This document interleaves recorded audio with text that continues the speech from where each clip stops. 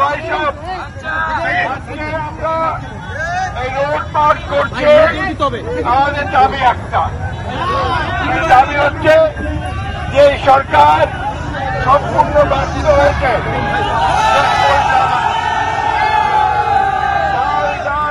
লবণের দাম কমাতে পারে না,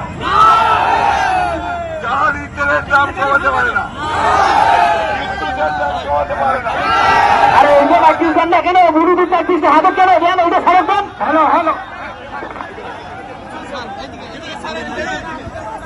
বিদ্যুতের দাম কমাতে পারে না,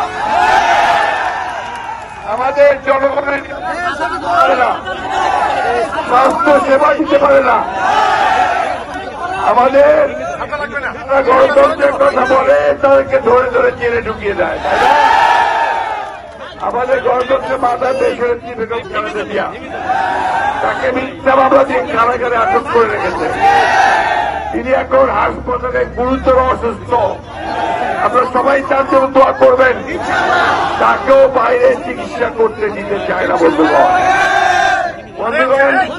আজকে দেশের মানুষের ভোটের অধিকার সব নিয়ে নিয়েছে, তাই না? 14 সালে ভোট দিতে পারছিলেন, 18 সালে ভোট দিতে পারছিলেন, এরা ভোট দিতে দিবে না, কিন্তু নিজেরা নির্বাচিত নিজেদেরকে ঘোষণা করে দিবে, তাই না? সরকার গঠন করবে।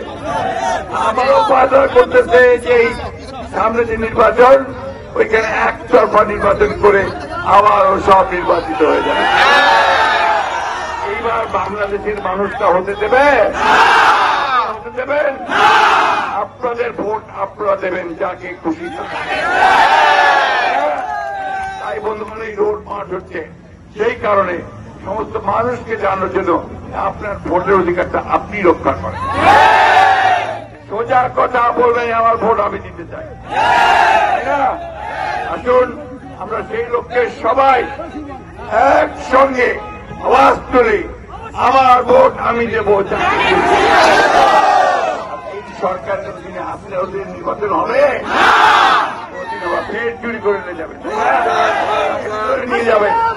সেই জন্য আমরা বলেছি যে এই সরকারকে পদত্যাগ করতে হবে, নিরপেক্ষ সরকারের হাতে ক্ষমতা দিতে হবে, সংসদ বিলুপ্ত করতে হবে, নতুন নির্বাচন কমিশনের মাধ্যমে নতুন সরকার দিয়ে নতুন পার্লামেন্ট গঠন করতে হবে।